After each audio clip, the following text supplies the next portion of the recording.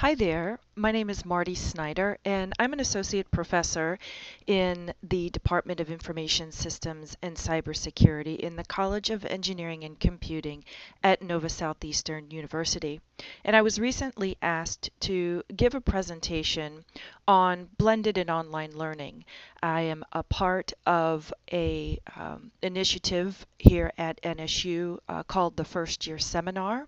This is the first time that we have launched this program university-wide to all of our first time in college students, and I have been excited to be a part of this program and to engage with other faculty across the university in teaching undergraduate students.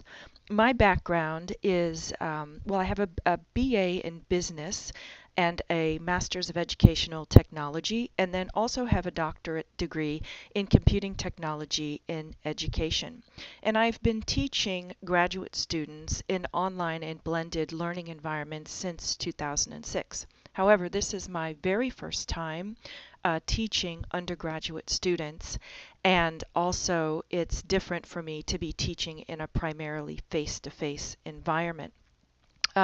So what I'd like to do today is share how I've structured my face-to-face first-year seminar class to integrate some elements of learning in an online environment. And at NSU, we use the Blackboard Learning Management System.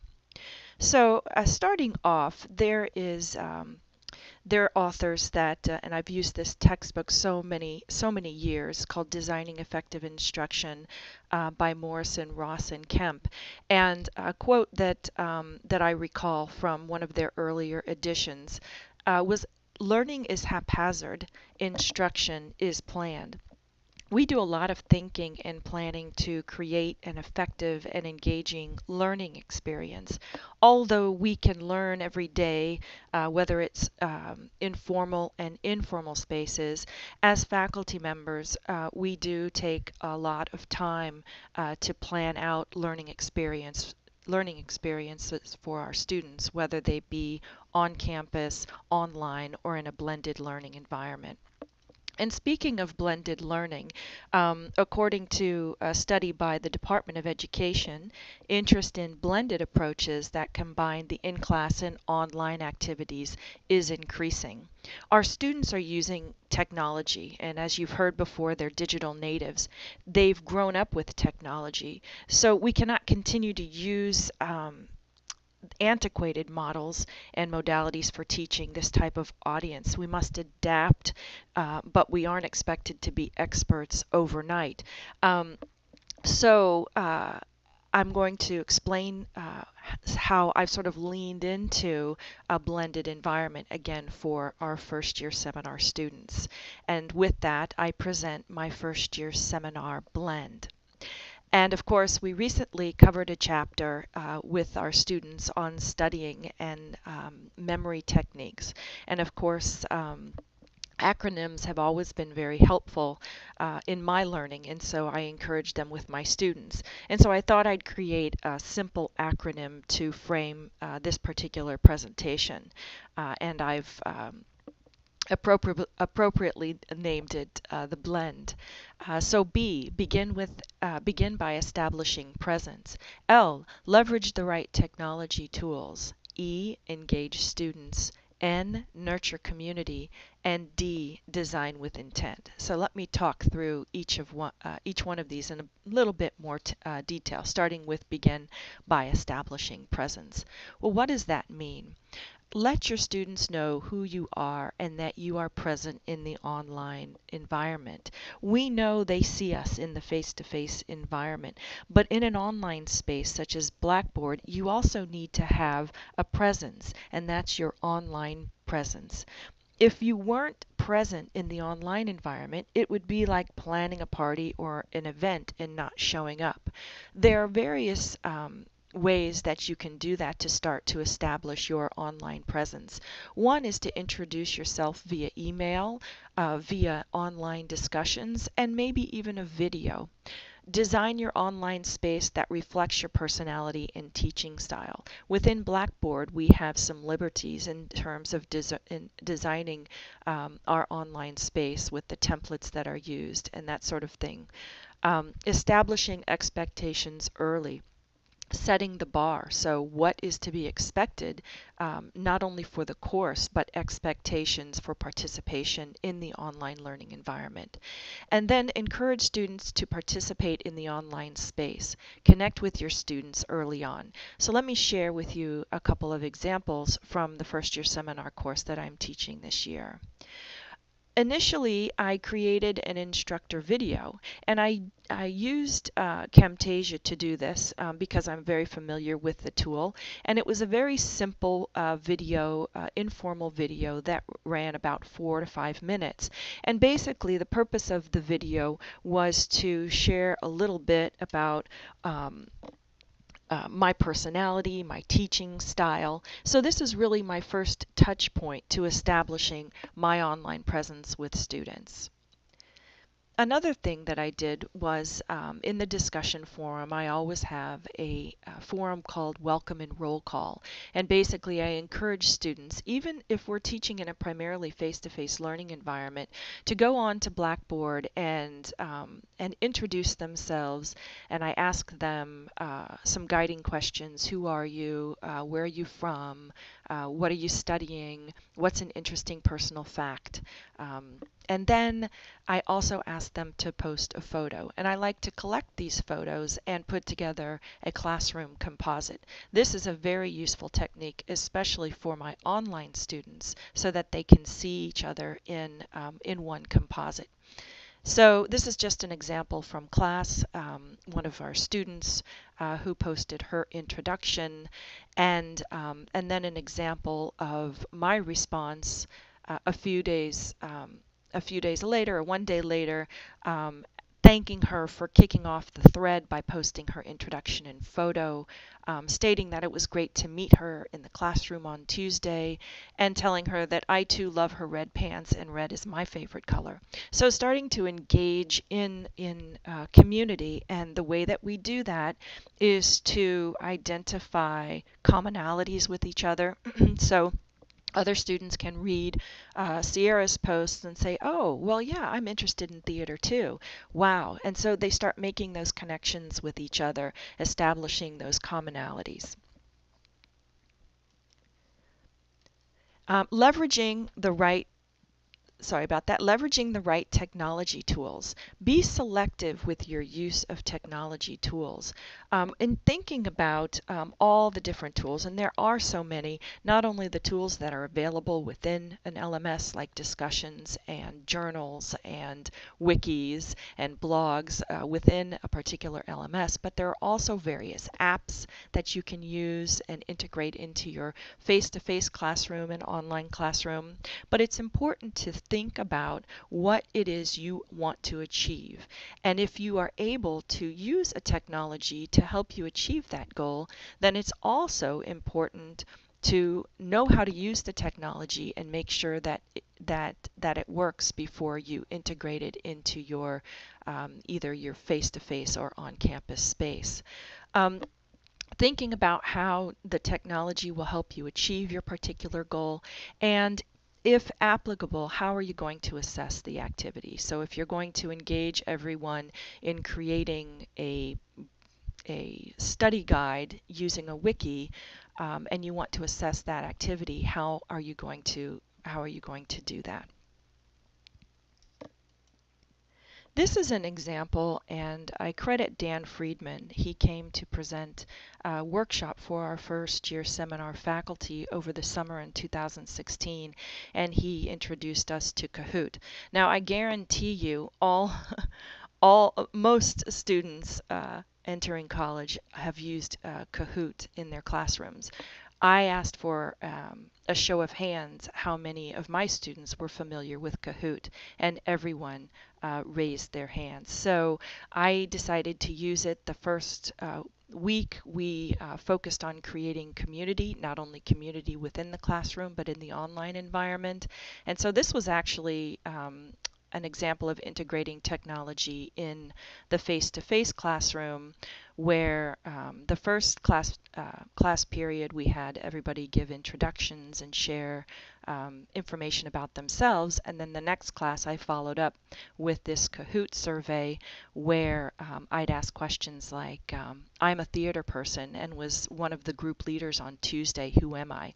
And then there was a multiple choice selection and they had to choose who that was. Or I have two sisters who are also starting college this semester, and they would select who that was. And then the winner won a prize. So what I found also, if you can see in the picture in the upper left-hand corner, stopping by Publix on my way into class. My class meets every Tuesday and Thursday from 7:45 to 9. Bringing muffins is certainly an incentive for these students who are rolling out of bed sometimes and they haven't had a chance to have breakfast. So that's a big winner for my particular class. I don't do it every class period, but every once in a while I do bring food, and I do reward them with small trinkets and prizes, which has been a really big hit. And I thank Dan Friedman for those tips during the summer seminar. Okay, E, engage your students. Plan various interactions, not only with the instructor, the content, but also the peers that will engage students throughout the course. As you know, there are various ways that students engage. So how do we do that within an online environment? First, implement actions that will bring your students to the online classroom. For example, an online discussion or a submission of an assignment or a journal entry. Another thing is, don't assume that they know how to navigate the online classroom. Give a tour, whether it's a face-to-face tour, or you can create a online tour, such as the way that I'm giving this presentation, where you're using some kind of video capture or voiceover narration to narrate your syllabus and provide that online. And also not only the syllabus, but also the Blackboard classroom. You know, where to go to access the discussion forum, where to go to access the assignments. As I mentioned earlier, every single person in my class knew how to use Kahoot, but I had quite a few students who had never used Blackboard before or a learning management system. And even though I showed some examples in class, I still had a few students come up to me and say, hey, can you show me how to submit this assignment? Or I don't really know how to find your feedback on my reflection paper. So just don't assume that because these are quote unquote digital natives that they know how you've designed your online space. This is an example of one way that I've incorporated an online activity to supplement what we discuss in class. Um, I, I'm using a textbook called Your College Experience. It's by John Gardner and Betsy Barefoot. And in one of the chapters, chapter 10, we talk about information literacy. And so as we talk about these chapters, the students are required to go onto the discussion forum and post a very short reflection about the chapter. And sometimes I group chapters together where they're looking at chapters 1 through 3 or 4 through 6. They don't have to do this for every single chapter. But in this particular instance, a student is talking about a strategy that she learned about in chapter 10, which is the chapter on literacy, information literacy, and she shares what that strategy is and how she will be able to implement it as a college student. And so that's really what I ask, is for 2 paragraphs and roughly 150 words to share that with the class. And the benefit of this is that it helps them to process the information that they read, to think about it, to reflect on it, and also as students post their strategies, other students are able to read them and to comment on those posts. So it makes learning a little bit more public. And I can also chime in and share my thoughts about a particular topic as well. So again, this is just one example of how to engage students in the online learning environment. This is a screenshot of my course assignments, and I'm sure everybody has their own way of incorporating assignments in the online environment. But this is just to show you that I have 4 reflection papers and then a group project. It's called the Community Impact Oral Report. And again, this idea came from Dan Friedman. And then my final project is more of a public sharing of information. It's an e-portfolio called Sharks in Blue Oceans, where students use easy web development tools like Wix or Weebly to create their own personal online portfolio. The theme of my first year seminar class is the civic-minded professional, so there's a focus on their portfolio where they emphasize what they're doing in college and what they're talented at, how they can take that knowledge and skills and use them for the greater good. And so there's a little bit of a bent on this particular purpose of the portfolio. Okay, N, nurture community. These are my wonderful students, my awesome class. As I mentioned, we meet 7:45 in the morning. And believe it or not, the past 2 classes, we've had perfect attendance. I was very amazed by that. And as I mentioned, bringing in food, such as bringing food into the class like muffins and things like that has been really helpful. And I learned this from engaging with other faculty who have experience with undergraduate students. One thing I want to point out is the faculty meetings that we've had over the summer and leading up to this first year seminar course. Our coordinator, Dr. Leanne Boucher, has been facilitating these faculty meetings, and I've learned so much from the other faculty. I can't tell you how helpful it's been to listen to experiences from faculty who are familiar with these undergraduate students and have taught them for many years. So, nurturing community, what I mean by this is as an online community steward, our role is not only to facilitate learning, but also to nurture the development of a community of learners. And so we're stewards of the community. We're facilitating learning in the online environment.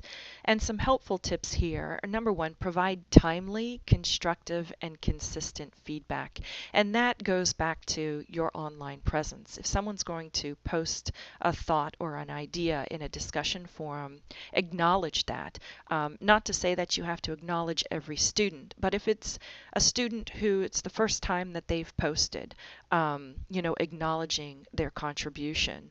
Or if it's a student who've posted but you see that no one else has responded to that student, it might be helpful for you to go in and acknowledge that they've made a contribution and post a response.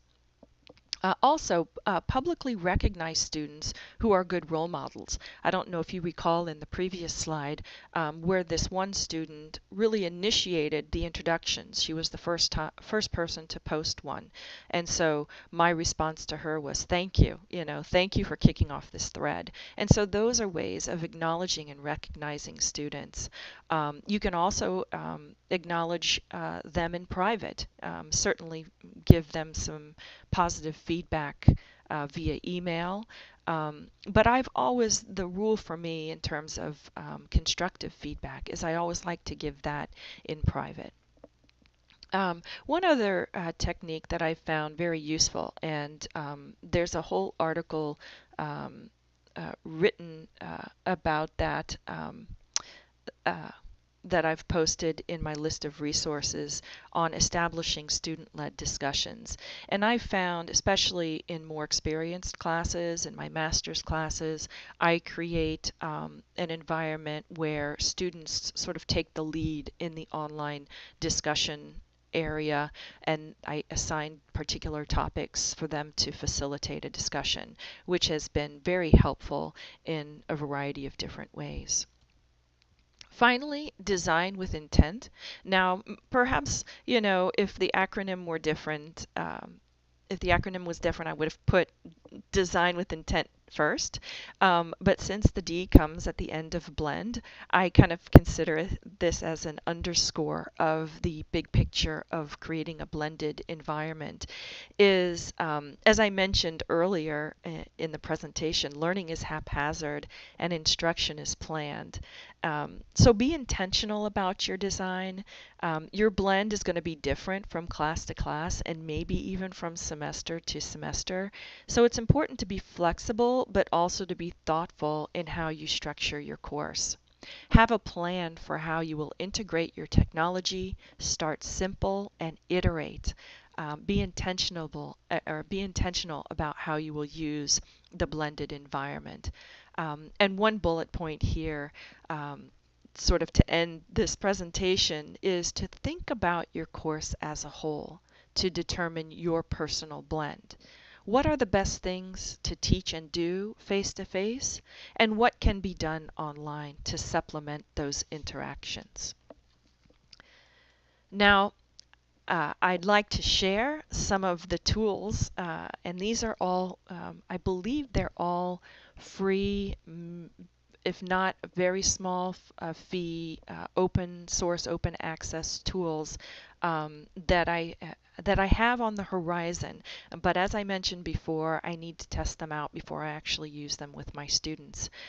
Write About is a wonderful collaborative tool where students can and the professor can share writing, they can comment on each other's writing, and it's a way of encouraging writing with writing prompts and various other features. And then Versal is a course creator, and it's something that actually can be used as a standalone, and it can also be integrated into an LMS. So I'm interested in learning how I might be able to use that tool and integrate it into our university LMS. Um, Hypothesis.is. I learned about this tool from a professor, Bonnie Stachowiak, who has a podcast called Teaching in Higher Ed, which I would recommend highly. Teachinginhighered.com, I believe, is her website.